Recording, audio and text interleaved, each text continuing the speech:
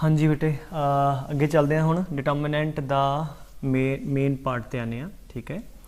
So last आई gas की किया आपां डिटर्मिनेंट दी एक्सपैंड करना सीखिया तो एक जिहड़ी कोफैक्टर रिलेटेड प्रॉपर्टी, ठीक है। अच्छा हुण कुछ छोटिया छोटिया प्रॉपर्टियां जिहड़ियां क्वेश्चन च आपां वरतांगे। सो प्रॉपर्टी 1, ठीक है, लिखना शुरू कर दो कि एक कहंदी की पहला समझादा। कहंदा अगर एक डिटर्मिनेंट आ लेट्स से डेल्टा, ठीक है, तो कहंदा डिटर्मिनेंट दियां अगर रो ते कॉलम आपस चेंज कर दईए जिन्हों तुसी मैट्रिक्स च ट्रांसपोज कहंदे सी, ठीक है। तो वो कहंदा डिटर्मिनेंट दियां अगर रो नूं कॉलम च कर दईए चेंज तो कॉलम नूं रोज तो डिटर्मिनेंट की वैल्यू तो फर्क नहीं पैंदा, ठीक है।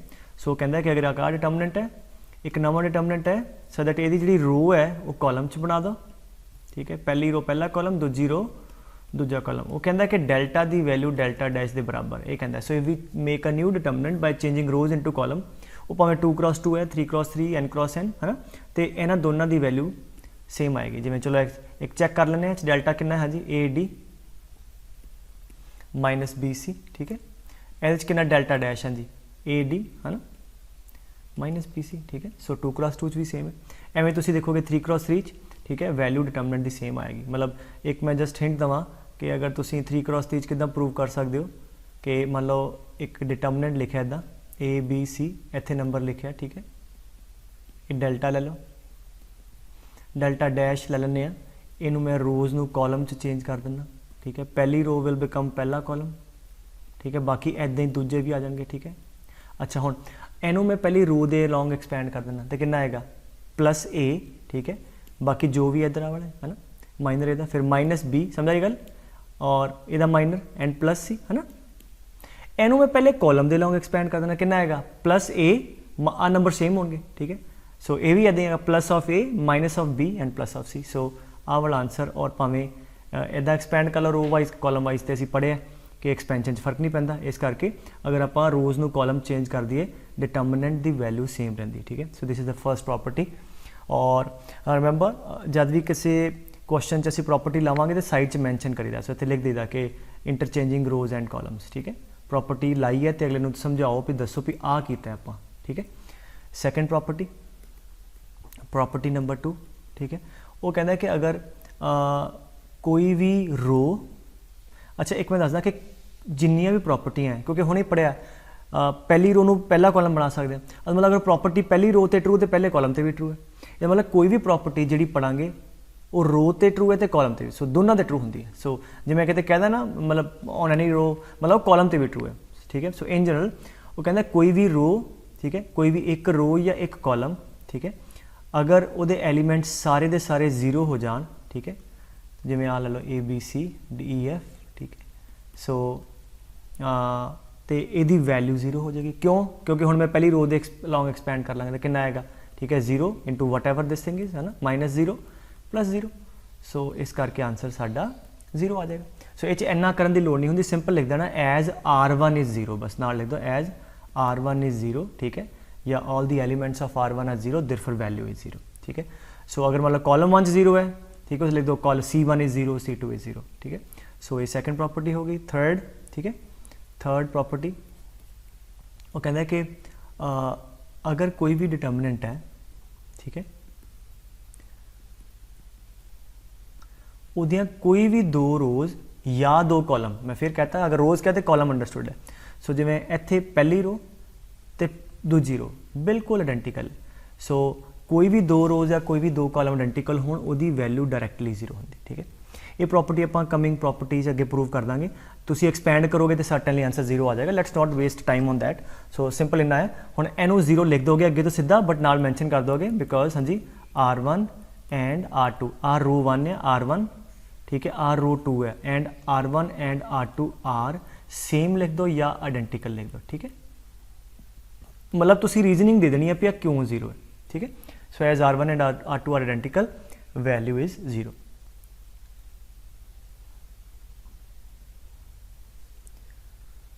ठीक है। सो फोर्थ प्रॉपर्टी कर दें। चौथी प्रॉपर्टी कहता है वो कि समझे लेट्स से तुहाडे कोल पहली रो है, ठीक है, दूजी तीजी ख्याल ਨਾਲ समझे। वो कहता कि किसी भी रो नू या कॉलम नू, जिवें पहली रो है, ठीक है। सो हुण जिद्दां इहदे अगे दो रोज़ हैगियां, यू नो सैकेंड थर्ड, अगर मैं इनू पिक करा लाइक एज होल, इनू पिक करा, इनू चक्कां ते इनू घुमा दा, ठीक है, अलवल एक रो टपा के एक दे उपरों रखता इत्थे, ठीक है। इहदी वैल्यू डेल्टा सी, एक रो नू पिक किया किसी नू भी, उन्होंने चक्या तो इहदे तो उपरों घुमा के इत्थे रखता, जब उपरों रख दांगे घुमा के तो की होगा, जिहड़ा हुण आ ते इत्थे आ जूगी सारी रो, ठीक है। तो यदा मतलब आ बन जाएगी सैकेंड रो, आ स्लाइड करके नंबर पहले ते आ जाएगी। तो वट विल हैपन कि दिस विल बिकम दी, ऐदा नहीं कि इनू इत्थे रख दो कंजस्ट करके लिख दो, इन्हू खुला खुला करके लिख दो ना। सो इनू हुण पहला आ पहली बन जानी है A2 B2 C2, आ तुहाडे को आ गई नंबर दूजे ते, दैट इज़ हाँ जी A1 B1 ते C1, और आ तीजे ते रही, ठीक है, A3 B3 ते C3। वो कहता है कि अगर तुसी एक दे उपरों टपाया है, ठीक है, तो की होगा कि जिहड़ा वैल्यू डिटरमिनेंट दी है, अगर इहदी वैल्यू डेल्टा है तो इहदी माइनस डेल्टा आ जाएगी, ठीक है, नैगेटिव साइन बाहर आ जाएगा, ठीक है। भावें इधर लिख दो तो इधर लिख दो, कोई फर्क नहीं है। अगर इहदी वैल्यू एस डिटरमिनेंट की वैल्यू 2 है तो अगर एक रो शिफ्ट की इहदी वैल्यू -2 आएगी। लड़ा सी क्यों, मतलब एक हुण इह च एक होर चीज़ समझाना, जिवें इहनू चक्या असी उपरों घुमा के इत्थे रखता, कोई भी चक सकता, मैं थर्ड भी पिक कर सकता जी, थर्ड नू उपर नू ले जा, भावें मैं अप डाउन करदा, भावें नीचे उपर ले जा, जिवें कॉलम लिया है तो लैफ्ट राइट मूव करा सकते हैं। तो अगर एक दे उपरों टपाया है, ठीक है, जे रो है तो उपरों नीचे या नीचे उपर, एक दे उपरों, जे कॉलम है तो लैफ्ट या राइट गए हैं एक दे उपरों टपा के, तो जिहड़ी वैल्यू डिटरमिनेंट दी अगर डेल्टा तो फाइनल डिटरमिनेंट एक टपाने के बाद जिहड़ा डिटरमिनेंट है उसकी वैल्यू नैगेटिव टाइम हो जाएगी। क्यों होएगी वो समझ लो, ठीक है। जिवें हुण देखो इनू एक्सपैंड करांगे पुत्र, इनू इस डिटरमिनेंट नू, तो किद्दां आएगा, अगर मैं पहली रो ना करा तो कितना आएगा A1, ठीक है, इदा A1 इत्थे उहदा जो भी माइनर है, चलो हुण माइनर लेना, तो -B1 जो भी माइनर है प्लस C1 जो भी माइनर है ना, इधरों A1 और this -B1 and so on. So आ मेरा आंसर डेल्टा आ जाएगा।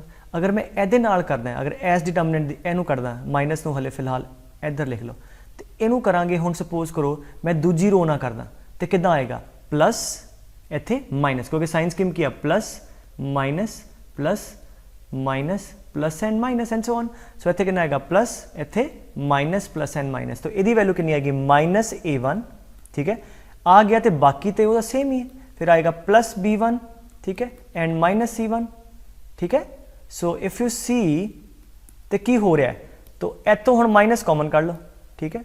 सो इहदी वैल्यू मैं डेल्टा जी कढ़ रहा, सो माइनस कॉमन कढ़ो तो कितना आएगा A1 and -B1 and plus C1। So therefore this is exactly same, वही से ना प्लस माइनस प्लस इतने भी, बट नैगेटिव टाइम आ गया था, यदी वैल्यू पुराने दी नैगेटिव टाइम है, ठीक है। सो ये प्रूफ प्राप्त नहीं किसी ने पूछने, बट तुहानूं मैं समझाता है कि एक दे उपरों टप पाओगे तो आंसर हाँ जी की होएगा, नैगेटिव आ जाएगा, ठीक है, जिन्ना उहदा आंसर नैगेटिव आ जाएगा। सो जिद्दां चलो पहला कंप्लीट कर ली, हुण अगर मैं करा कि इनू इत्थे लिआंदा सैकेंड ते, ठीक है। सो हुण आ तुहाडा फर्स्ट बन गया सी, ठीक है, A2 B2 C2, आ सैकेंड बन गया और आ थर्ड, ठीक है, ठीक है। ऑलरेडी असीं देखा कि माइनस बाहर आ चुके हैं। हुण मैं की करा, आ जिहड़ा सैकेंड बनाया तो एक स्टैप करके फिर इनू फिर एक दे उपरों फिर कर दी थले, इनू चक के एक दे उपरों लैके जावांगे नीचे तो फिर माइनस बाहर आ जाएगा, ठीक है। तो माइनस ऑलरेडी बाहर है तो की होएगा, माइनस माइनस प्लस आ जाएगा, तो इसका मतलब की हो गया, वैल्यू सारी सेम आ गई। सो A2 B2 C2 आप पहले तो आ जाएगा, इनू चक के इत्थे रख चुके हैं, तो मतलब आ सैकेंड बन गई आ वाली रो, ठीक है। सो A3 B3 C3, this has become now A1 B1 and C1। तो अगर इतों मैं सीधा चेक करा तो की किया, मैं आ पहली रो चक्की, उन्होंने दो दे उपरों टपा के, मतलब दिस हैज़ बिकम फर्स्ट, 2 वाली 3 वाली बिकम सैकेंड और 1 वाली बिकम थर्ड, तो आंसर सेम है, जिन्ना उहदा उन्ना ही उहदा। तो कंक्लूड की होया कि कोई भी रो चक्की अगर तो एक या ऑड नंबर रो तो टपाया अगे माइनस ला दो, और अगर ईवन तो टपाया तो 2 बार माइनस प्लस ला दो, गल खत्म, ठीक है। सो दैट्स इट। So we can pick any, जिदा हुण एग्जाम्पल देना, we can pick any row और column and move you know up or down or left or right. अगर ऑड नंबर तो लेफ्ट राइट मूव किया है या अप डाउन मूव किया है, माइनस ला दो अगे।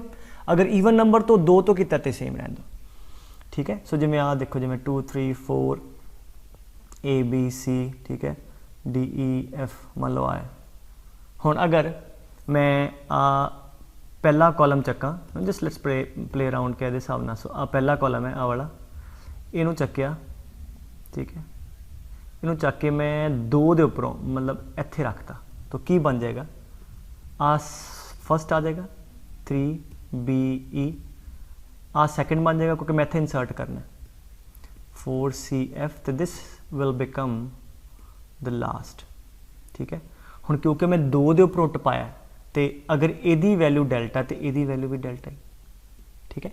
आ मतलब कहने दा, समझ गए।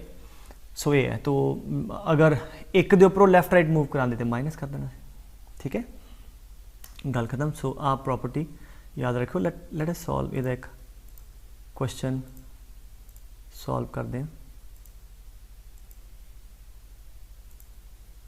ठीक है। आ question let's see one problem if it is there.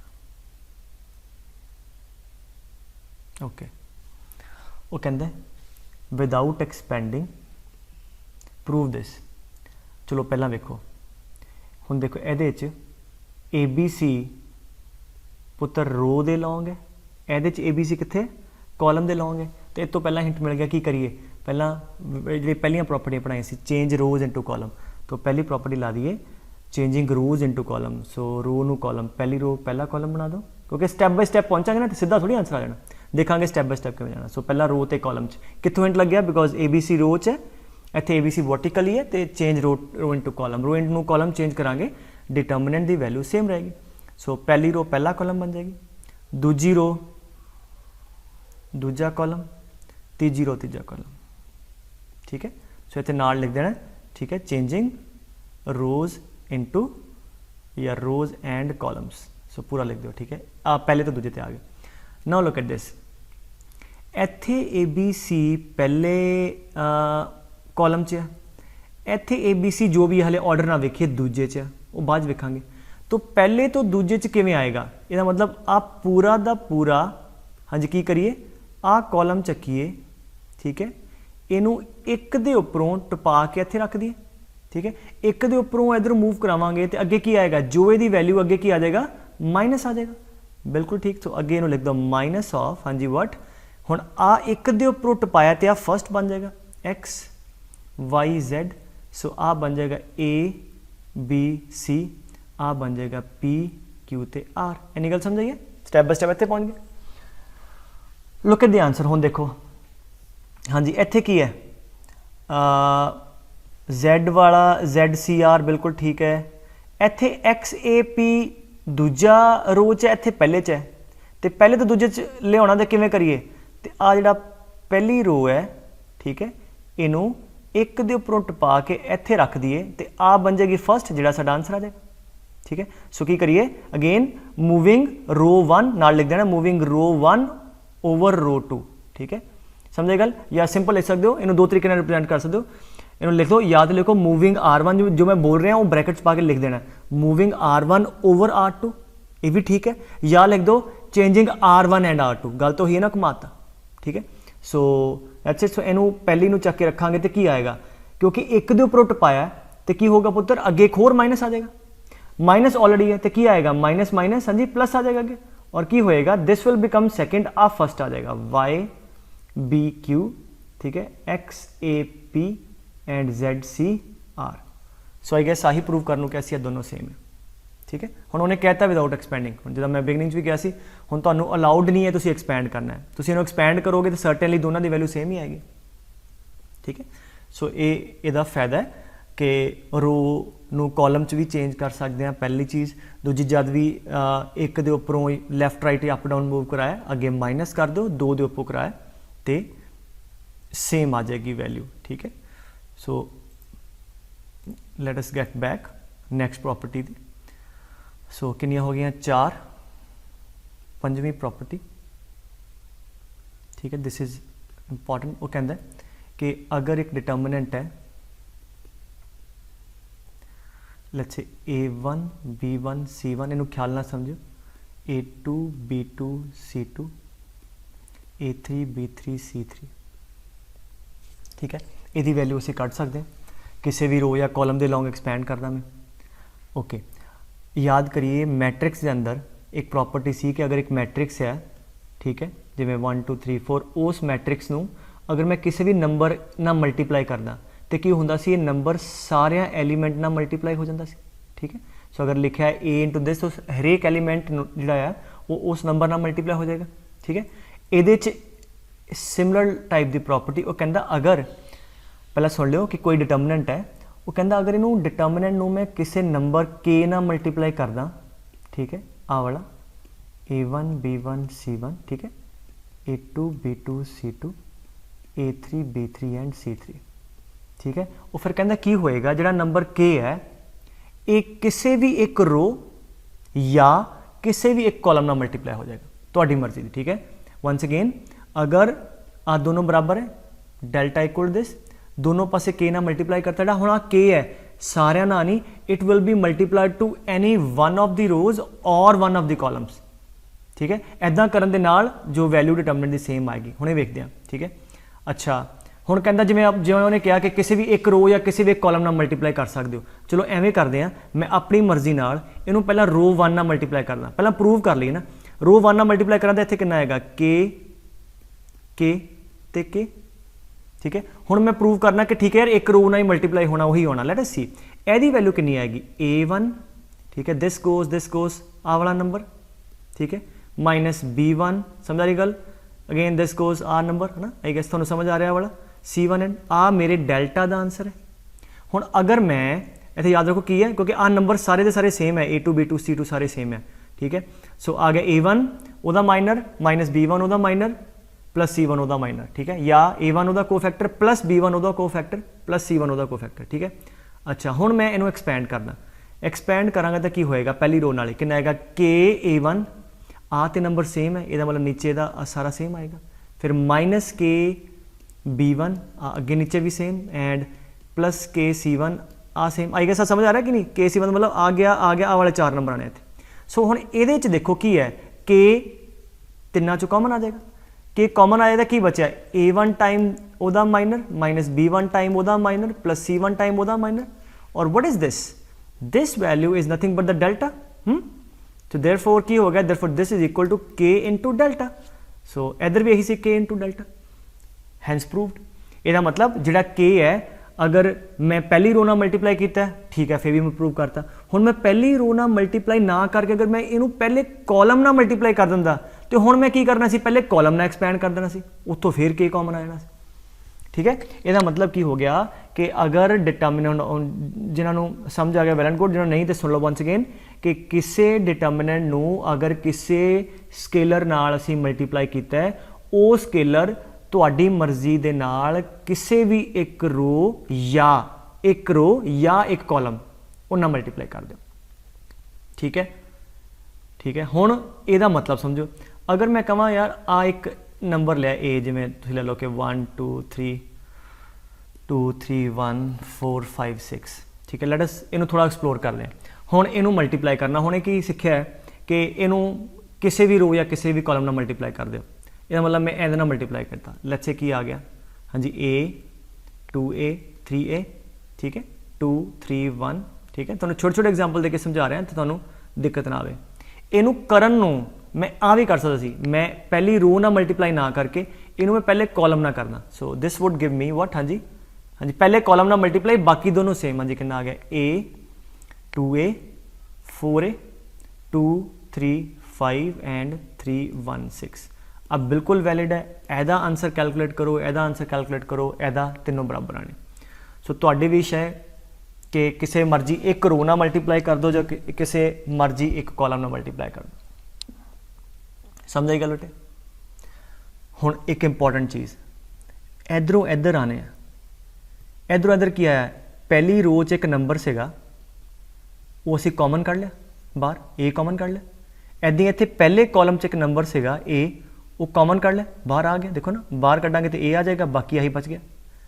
ਇਹਦਾ मतलब अगर मल्टीप्लाई नंबर किसी एक रो या एक कॉलम ना होया रिवर्स ਇਹਦਾ मतलब किसी भी रो या किसी भी कॉलम चो अगर नंबर कोई बाहर आ रहा कढ़ सकते हैं। ठीक है, सुनी गल। ਇਹਦਾ मतलब किसी भी रो चो एक रो चो सारे चो नहीं, मैट्रिक्स चाहिए होंगे, मैट्रिक्स सारे चो इकट्ठा आता है, ये किसी भी एक रो चो कॉमन कढ़ लो। ठीक है, और किसी भी एक कॉलम चो कॉमन कढ़ लो, और जो बाहर नंबर पे है उन्होंने भी किसी भी रो ना किसी भी कॉलम में मल्टीप्लाई कर लो।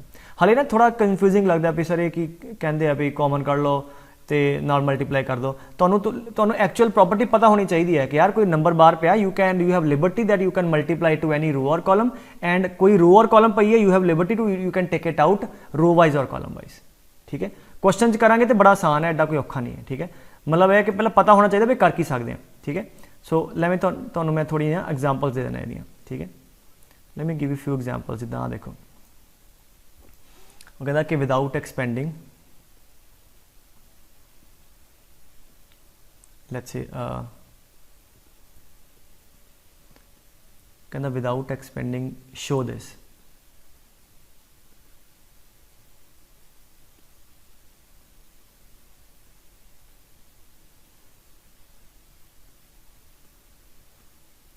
ठीक है, बिना एक्सपेंड किते आ करो। ठीक है, चलो लेट अस सी। हाँ जी, की नज़र आ रहा? चलो इधर तो सेम नज़र आ रहा है तो इट्स ओके। चो देखो ये चों पहली रो चो की कॉमन आ रहा है। ठीक है, 2 कॉमन आ रहा है, तो की करिए इधरों 2 कॉमन कर लो। सो कितना आ गया 1 2 3 1 2 1। ठीक है, 2 3 1 तुसी कॉमन कढ़िया नाल लिखो टेकिंग। ठीक है, 2 common from R1।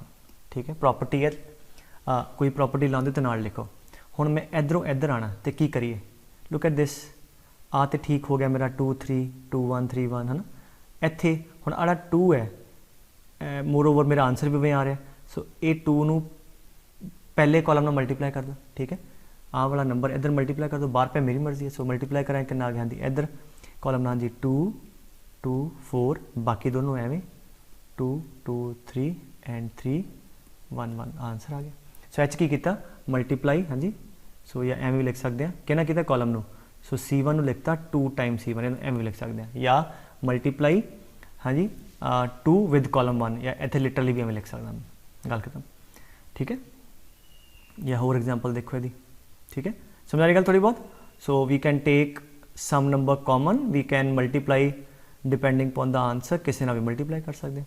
So particularly वो क्वेश्चन जिस कहता विदाउट एक्सपेंडिंग, तो सानू उन्हें कहता पे एक्सपेंड नहीं करना है, फिर तुहानू एवें करना पएगा। ठीक है, समझे गल बेटे। तो चलो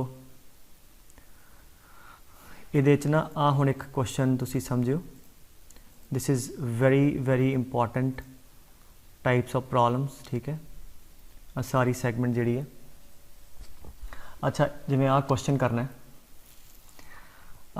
एक चीज़ का हुणे मतलब थोड़ा डिटर्मिनेंट दिता है। ठीक है, लेट्स से 1 2 3 1 1 1 1 0 0। ठीक है, मान लो आ डिटर्मिनेंट है। हुण मैं ऐदा थोड़ी कर सकदा कि मैं अपने मनों ही कहदा कि let us multiply this with 2। आ स्टैप समझो पहला सही है या गलत है भी। अगर मैं क्या जी आ डेल्टा है तो अपनी मर्जी ना 2 टाइम डेल्टा थोड़ी कह दूंगा, तो की कहूँगा अगर मैंने 2 ना मल्टीप्लाई किया तो 2 ना डिवाइड भी करांगे तभी तो सेम आएगा। समझे गल। सो ਇਹਦਾ मतलब हो गया कि अगर मान लो मैं चाहना है कि मैं यार रो 1 नू है ना इस रो नू मैं 2 ना मल्टीप्लाई करना है, तो जो मैं अगर इन्हू 2 ना मल्टीप्लाई करना है मतलब 2 अंदर लैके गया तो मैं बाहर फिर 2 ना डिवाइड भी करूँगा तभी तो मैं आ वाला नंबर अंदर मल्टीप्लाई करूँगा। ठीक है, समझेगा। सो पहला अगर कहना भाव की अगर किसी भी रो नू या किसी भी कॉलम नू मैं किसी नंबर ना मल्टीप्लाई करना है तो मैं बाहर डिवाइड भी करूँगा, क्योंकि जो मल्टीप्लाई किया नंबर वो कॉमन आके कटेगा तभी ना। ठीक है, सो देयरफॉर आ चीज़ समझ लो कि वैन एवर भी नीड जिमें हुण आपां नूं लोड़ पैगी कि मैं कॉलम 1 इन्ना मल्टीप्लाई करा तो पहला डिवाइड किया, हुण आई कैन मल्टीप्लाई दिस 2 जिन्हों भी मैं चाहना है, मतलब मैं रो 1 नूं करना मैं आई कैन मल्टीप्लाई विद रो 1। ठीक है, क्योंकि जब मल्टीप्लाई करता फिर बाहर कॉमन आएगा तो तभी कटेगा। ठीक है, वैल्यू तभी बराबर आएगी। ठीक है, सो एंड की है इस गल का कि whenever we need to multiply any row और कॉलम विद सम नंबर बाहर उन्हें डिवाइड भी करो। समझे गल बेटे, बाहर ਉਹਦੇ ਨਾਲ डिवाइड भी करो। एंड एक बहुत कॉमन टेक्निक होंगी है कि तुसी किसी रो ਨੂੰ मल्टीप्लाई करो तो बाहर डिवाइड भी करना। अच्छा हुण आ क्वेश्चन करना, क्वेश्चन कहता विदाउट एक्सपेंडिंग ਇਹਦੀ वैल्यू 0 शो करनी है। ठीक है, एक मिनट सोचो जरा, तुसी तुहाडे दिमाग 'ਚ आंसर आ जाएगा। ठीक है, जस्ट थिंक 0 करनी है, 0 किवें होगी फिलहाल तक वैल्यू, या तो मैं कोई भी 2 रोज़ या 2 कॉलम सेम कर दा, ठीक है, तो भी 0 आ। ठीक है, या कोई भी एक रो या एक कॉलम 0 0 हो जाए, बट 0 0 तो बनने नहीं है। मतलब अगर मैं ये शो करदा कोई भी 2 रोज़ या 2 कॉलम सेम आ, आंसर 0। अच्छा हुण सोचो, मैं हिंट देना, चलो डिस्कस करते हैं। कॉलम 1 दे नाल मैथड नंबर 1, कॉलम 1 ना मैं किहड़ा नंबर मल्टीप्लाई करा कि कॉलम 3 के बराबर आ जाए। अगेन पॉज करो तो सोचो, आ डिटरमिनेंट दिता मेरे को डेल्टा। ठीक है, सो कॉलम 1 ना की मल्टीप्लाई किया जाए इत्थे कॉलम 3 बन जाए। हाँ जी बिल्कुल सही, इत्थे नीचे ए है, इत्थे बी है, सी है। अगर मैं पहले कॉलम नूं ए बी सी ना मल्टीप्लाई कर दिना, सो पहले कॉलम नूं कितना मल्टीप्लाई करता ए बी सी ना, सो इत्थे आ जाएगा A B C by A cut जाएगा, बी सी आ जाएगा, फिर A B C by B and A B C by C, इत्थे ए स्क्वायर, क्योंकि पहले कॉलम नूं ही किया। ठीक है, बाकी तो छेड़े नहीं। ठीक है,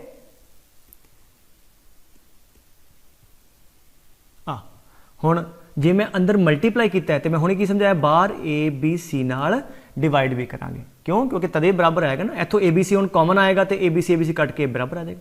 ठीक है, बस ठीक है, सो गल खत्म। आ हुण इन्ना ए कट्टिया गया, इहदे नाल बी ते इहदे नाल सी, ते कितना आ गया ए बी सी। सो हुण पहला कॉलम ते तीजा कॉलम सेम, इत्थे लिख देना C1 and C3 are identical, therefore value is 0। ठीक है, अब पहला मेथड हो गया, समझे गल, क्लियर है पुत्र। सो ये पहला 1-2 क्वेश्चन थोड़ा जिहा लगेगा, बट तुहानूं ये यूज टू हो जाओगे कि एवें करना। ठीक है, सो उसदे बाद सैकेंड मैथड, वो तुसीं सोचो कॉलम 3 ना मैं की करा कि कॉलम 1 बन जाए। उल्ट सोचो, हुण कॉलम 3 दे नाल मैं की करा कि कॉलम 1 बन जाए। इत्थे 1 बाय ए है, इत्थे बी सी है, तो की करिए कॉलम 3 नूं ए बी सी नाल डिवाइड कर दिए। गल तो हुई है ना, इन्होंने इत्थे ए बी सी नाल डिवाइड कर देवांगे। अगर मैं कॉलम 3 नूं पहला एवें रहन दिओ, ठीक है, 1 by B 1 by A 1 by B 1 by C, ठीक है, and A square B square and C square. हाँ जी, कॉलम 3 नूं डिवाइड करता ए बी सी ना, so B C by A B C, ठीक है, A C by A B C and A B by A B C. तो की करांगे हुण, ये कि सही लिखा कि मैं कुछ गलत किया हले? हाँ, एक चीज़ ऐड करनी की कि अगर मैं कॉलम 3 नूं किसी नंबर नाल डिवाइड किया तो बाहर उन्ना मल्टीप्लाई भी करूँगा। क्यों? क्योंकि हुण A 1 by A B C common आके कटेगा। ठीक, सो अगर अंदर मल्टीप्लाई किया तो बाहर डिवाइड कर दो, अगर किसी नंबर नाल डिवाइड किया तो बाहर मल्टीप्लाई कर दो। तो हुण कटांगे, बी सी ना बी सी कट के इत्थे कितना आ जाएगा 1 बाय ए, इत्थे 1 by B, so this will leave us 1 by A 1 by B and 1 by C. हुण की कहांगे फिर कॉलम 1 ते कॉलम 3 सेम, बिल्कुल सेम है corresponding, so C1 C3 same value, फिर 0। ठीक है, अब दूजा तरीका हो गया। तीजा तरीका थोड़ा डिफरेंट है और ये तीजा बहुत बार वरत्या जाता है, इस करके ख्याल ना सुन लेना। ठीक है, तीजा तरीका की है कि row wise let us multiply R1 R2 R3 with A B C respectfully. ठीक है, मतलब पहली रो नू ए ना मल्टीप्लाई कर दो, दूजी नू बी ना, ते तीजी नू सी ना। Let us see what happens. पहली रो नू ए ना करता, ठीक है, सो पहली रो नू ए ना करांगे तो व्हाट विल हैपन, इत्थे कितना आ जाएगा 1 by A into A 1, A square into A cube and A B C. समझे गल? पहली रो नू ए ना मल्टीप्लाई किया तो बाहर मैं की करूँगा, डिवाइड भी करूँगा। दूजी नू कर दो बी ना, सो 1 बाय बी इंटू बी, हाँ जी 1 बी क्यूब एंड इत्थे ए सी है, बी नहीं सका ए बी सी, ਇਹਦੇ लास्ट कितना है 1 C cube and A B C. So पहली नू ए ना मल्टीप्लाई किया बाहर डिवाइड करता, दूजी नू बी ना किया बाहर डिवाइड, तो सी ना डिवाइड। आ समझे गल? ये बहुत बार यूज़ करते हैं आप यार। ठीक है, क्योंकि इतने ए बी सी सिमेट्रिकली है, पहली च ए दूजी च बी तीजे सी, है ना। रो वेखो इधर ए आ बी आ सी आ, तो इस करके पहली नू ए ना मल्टीप्लाई, दूजी नू बी ना, तीजी नू सी ना, अंदर मल्टीप्लाई किया बाहर डिवाइड करता। हाँ जी, हुण दसो, पॉज करो, सोचो। बिल्कुल ठीक, लास्ट कॉलम चों की कॉमन आ रहा, ए बी सी कॉमन आ जाएगा। And taking common A B C, common इतने बाहर रख दो, इतने ऑलरेडी ए बी सी है ही है, ठीक है। जब कॉमन कढ़िया तो की बच गया 1 1 1 ए cube B cube C cube तो 1 1 1 हुण फेल C1 तो C3 आर आइडेंटिकल वैल्यू यदि 0 उस साइड पर मैंशन कर दो। मैं बार बार कह रहा जब आप कॉमन भी लिया इतों इत्थे लिखांगे taking ABC common from C3, ठीक है। इन्नी गल समझ आ गई। So this is the technique we are going to use a lot, बड़ा वरतांगे, ठीक है। हुण आ वेखो, आ खुद पॉज करके प्रूव करने की कोशिश करो, ठीक है। चलो मैं डिस्कस करदा, इधर शुरू करते हैं ना। एक नोट लिख लो, ये it's very very important note कि whenever we have ABs BCs and CAs, मैं क्लास पढ़ाना ना, मैं कहना ना मैजिक प्रॉपर्टी है, जादू होंगे ना, वेखा किदा AB BC CAs असी उन्होंने कन्वर्ट करना है A² B² C², मतलब इदा नहीं कि AB नूं A², मतलब आ 3 होण AB BC CA तो उधर एक बने दिता होवे A² B² C², ए दिता होवे तो इनू H कन्वर्ट करना होवे, या A² B² C² दिता तो इनू AB BC CA H convert करना होवे। तो की करो जो मैं ऊपर लिखाया ही है कि we can multiply ABC row wise, ठीक है, और कॉलम वाइज, और देखांगे सवाल के हिसाब ना इस चीज़ का मतलब की है। जिवें ऊपर किया पहली रो नू A, दूजी नू B ते तीजी नू C ना मल्टीप्लाई किया, मैं रो वाइज ABC ना मल्टीप्लाई करता, पहली नू A ना, दूजी नू B ना, तीजी नू C ना। मैं कॉलम ना भी कर सकता सी, वो प्रॉब्लम देखांगे डिपेंडिंग अपॉन द क्वेश्चन, है ना। सो इस करके की कहना नोट फिर तो कहना अगर सवाल च AB BC C दिते होण, कन्वर्ट करना हो A² B² C² या A² B² C² नू H करना हो ABC नू रो वाइज या कॉलम वाइज मल्टीप्लाई कर दो, ठीक है। रो वाइज मल्टीप्लाई कर दो तो कॉलम वाइज कर लो, so multiply row wise and take it out column wise, ठीक है, या कॉलम वाइज मल्टीप्लाई कर दो तो रो वाइज कर लो। अज हुणे क्या है वो तुहानूं सवाल समझ आ जाएगा। Now look at this problem, इत्थे A² है B² है C² है AB BC C है, ओके। चलो एवें करते हैं, पहली रो नूं A नाल मल्टीप्लाई कर देने इधर, क्यों, क्योंकि इत्थे A आ जाएगा, इत्थे A² बन जाएगा, लेट्स सी। सो पहली नूं A नाल मल्टीप्लाई किया, सो A इंटू A² इत्थे कितना बन जाएगा ABC। सो मल्टीप्लाई किया तो बाहर डिवाइड भी करांगे, ठीक है, रो वाइज। सो ये दूजी नूं B ना कर दो, B² ये जिन्नी कहानी लंबी लगती है ना क्वेश्चन करने उन्नी ही सौखी है, ठीक है। ABC तीजी C² एंड ABC, ठीक है, just like the previous problem.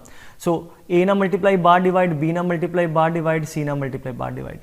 अच्छा हुण की हो गया, फिर उदा ही कॉलम 3 चों ABC कॉमन आ जाएगा, ABC कॉमन आके बाहर आ जाएगा, ठीक है। सो टेकिंग ABC कॉमन तो बाहर कितना आ गया ABC बाय ABC, ठीक है। सो कितना आ गया ABC A² B² C² and 1 1 1,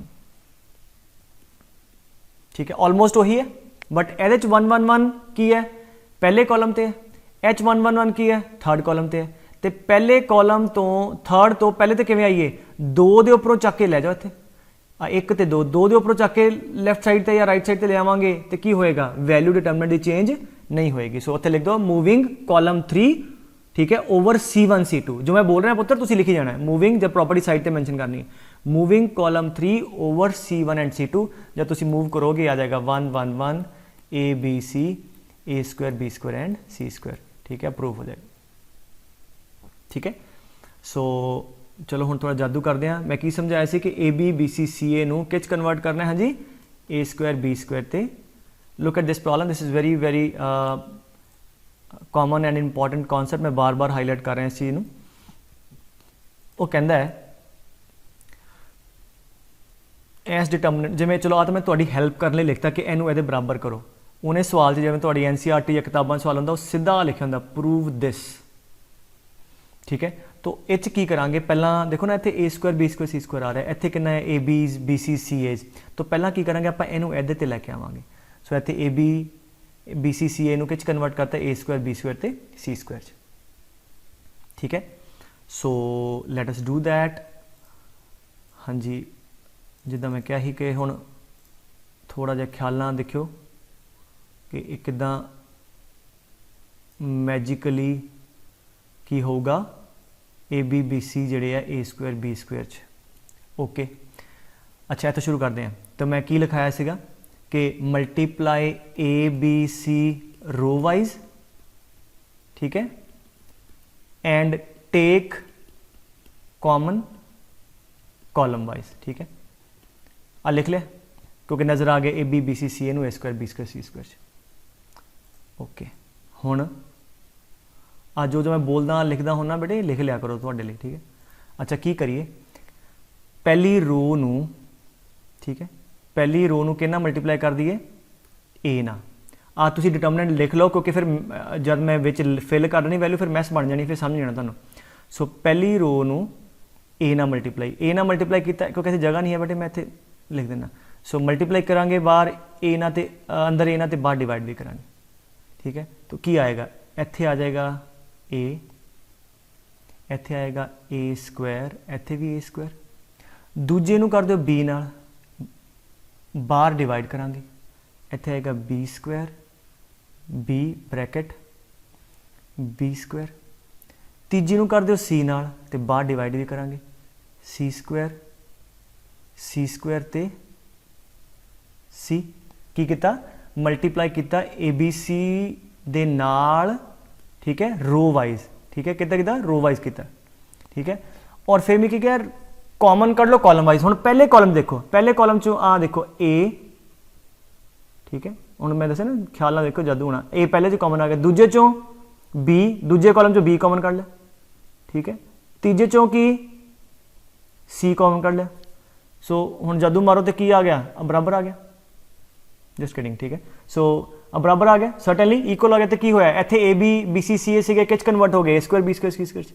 तो की करना कि अगर इदां दा क्वेश्चन होवे या रिवर्स भी हुंदा है, ए बी बी सी सी ए है तो ए square B square C square है, सॉरी, तो ए बी बी सी सी ए चाहिए हुंदा तो फिर भी रो वाइज मल्टीप्लाई या कॉलम वाइज मल्टीप्लाई। एक रो वाइज मल्टीप्लाई करो, कॉलम वाइज कर लो, जिवें तुहाडे सामने कीता। सो ठीक है, यदा मतलब आ तुहाडे को हुण जद असीं इधर पहले कॉलम चो कड्ढिया बाहर, फिर दूजे चो कड्ढिया, तीजे चो कट के अंदर, बाहर तो सेम रहेगा। सो आ वाला डिटरमिनेंट है बराबर आ जाएगा, ठीक है। समझे गल, आई होप, ठीक है। ओवर एम्फसाइज करता मैं, बट याद रखो क्योंकि फिर मुड़ के फिर कहना सर इत्थों सानू पता नहीं लग्या, तो ये चीज़ याद रखनी है, ठीक है। सो इन्हों खुद पॉज करके ना एक और तुसीं खुद करियो, ठीक है। सो ये तो तुहाडा हो गया पुत्र, की नाम है, दैट इज़, सो ये मेजर पार्ट हो गया थोड़ा इस प्रॉपर्टी का, ठीक है। चलो मिसलीनियस क्वेश्चन एक दो होर कर लीए, जिमें कहता जी इनू सिंपलीफाई करना है, ये हम थोड़े ईजीयर साइड पर। अच्छा, रादर दैन मैं एक्सपैंड करी जावां इनू एडे वड्डे नू, तो पहला देखो कॉमन आ रहा है, कुछ बिल्कुल आ रहा है, हाँ जी। पहले कॉलम चों देखो तो की कॉमन आ रहा है, एक्स स्क्वायर, क्योंकि जीरो तो सब कुछ कॉमन आ जाएगा। सो टेकिंग एक्स स्क्वायर पहले चो, और दूजे कॉलम चो की कॉमन आ रहा है, वाई स्क्वायर, ठीक है। मतलब प्रॉब्लम को थोड़ा हल्का कर दें। तीजे चो की कॉमन आ रहा है, जेड स्क्वायर। सो तुसीं मैंशन कर दोगे नाल taking X square comma Y square comma Z square common from C1 C2 and C3 respectfully, ठीक है। मैनू पता रिस्पैक्टिवली है, ठीक है, हाँ। सो इत्थे की बचा वाई जेड, हाँ जी, इत्थे एक्स 0 जेड, हाँ जी, इत्थे एक्स वाई 0। होर अगे चलना जे, हुण पहली रो चो की कॉमन आ रहा है, एक्स। देखो हालांकि एक्सपैंड करके इत्थे आंसर कट सकते हैं, यू नो, जस्ट ये थोड़ी प्रैक्टिस लिए कराना है। सो पहली रो चो एक्स कॉमन आ रहा है क्योंकि जीरो सब कुछ कॉमन आ जाएगा। दूजी रो चो वाई, तीजी रो चो जेड, तो X H O common, Y H O Z H O, बाहर कितना आ जाएगा, एक्स क्यूब वाई क्यूब ते जेड क्यूब, हाँ जी, कितना आ गया, 0 1 1 1 0 1, ठीक है, 1 1 0। इनू एक्सपैंड कर लो, ठीक है। सो किसी भी रो या किसी भी कॉलम के नाल तो यदि ईजीली वैल्यू आ जाएगी, आंसर जो भी नंबर नाल आ जाएगा, ठीक है।